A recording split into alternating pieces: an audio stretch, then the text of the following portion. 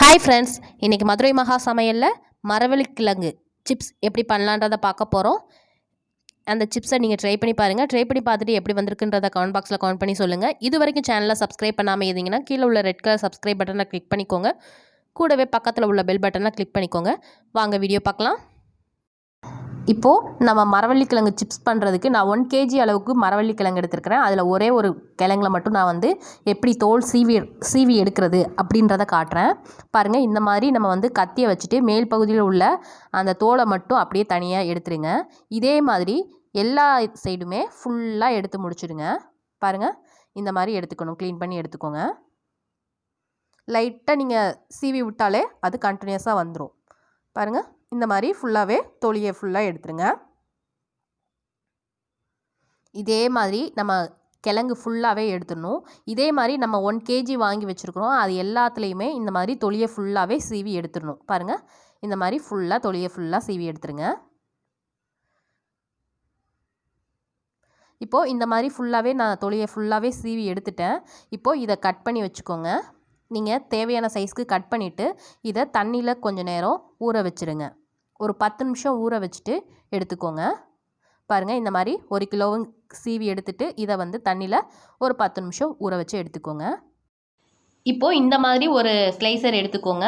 கீழே cotton cloth நம்ம cut பண்ணி போடுறோம் பார்த்தீங்களா, ஸ்லைஸ் பண்ணி போடுற எல்லாமே காயறதுக்காக கீழே ஒரு காட்டன் கிளாத் வச்சுருக்குறோம்.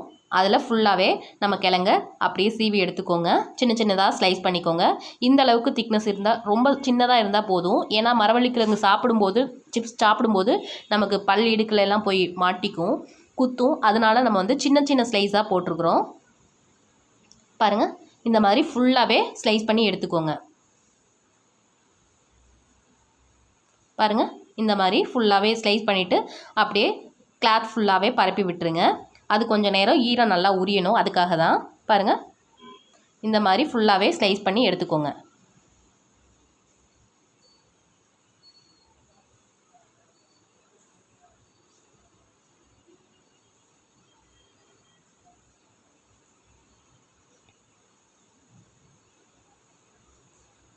இதே மாதிரி நம்ம வச்சுருக்குறோம் பார்த்தீங்களா, 1 kgயுமே ஃபுல்லாகவே ஸ்லைஸ் பண்ணி எடுத்துக்கோங்க.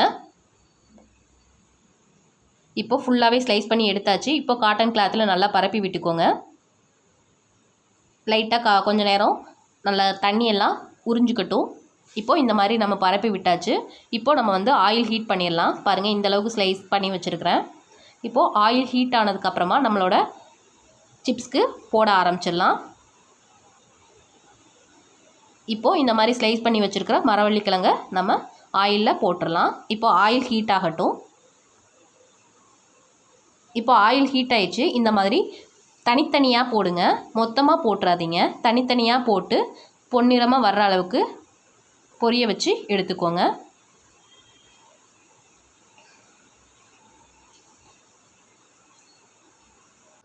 அப்படியே இந்த சிப்ஸை நல்லா உள்ளே தள்ளி விட்டு நல்லா ஃப்ரை பண்ணி எடுத்துக்கோங்க. பாருங்கள், இந்த மாதிரி வரணும். இதை ஒரு பவுலுக்கு மாற்றிக்கோங்க.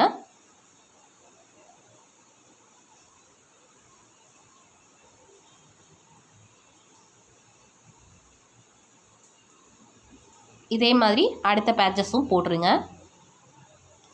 ரிமைனிங் இருக்குது பார்த்தீங்களா, அதையும் போட்டுருங்க. ரிமைனிங் உள்ள மரவள்ளி கிழங்கையும் அதே மாதிரி ஒவ்வொரு பீசஸாக போட்டு பொரிச்சு எடுத்துக்கலாம்.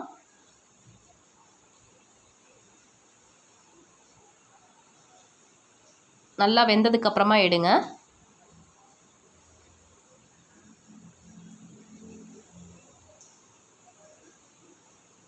இப்போது நான் எல்லாமே பொரிச்சு எடுத்துட்டேன். இப்போ பார்த்தீங்கன்னா ஒரு பவுலில் 1 ஸ்பூன் உப்பு, 1 ஸ்பூன் மிளகாய்த்தூள், இது ரெண்டையும் போட்டுட்டு இது ரெண்டையுமே நல்லா மிக்ஸ் பண்ணி எடுத்துக்கோங்க. நல்லா மிக்ஸ் பண்ணிவிட்டு இதை நம்ம சிப்ஸ் ரெடி பண்ணி வச்சுருக்குறோம் பார்த்தீங்களா, அந்த சிப்ஸில் தூவி மிக்ஸ் பண்ணி எடுத்து வச்சுக்கலாம். பாருங்கள், இது கொஞ்சம் கொஞ்சமாக நல்லா தூவி விட்டுட்டு கொஞ்சமாக குலுக்கி விட்டு நம்ம மிக்ஸ் பண்ணிக்கோங்க.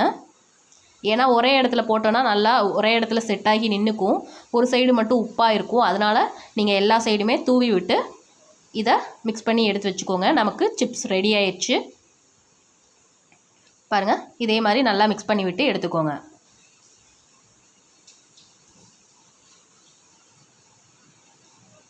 இந்த சிப்ஸ் மரவள்ளி கிழங்கு பார்த்தீங்கன்னா ஒவ்வொரு ஏரியாவில் ஒவ்வொரு மாதிரி சொல்லுவாங்க.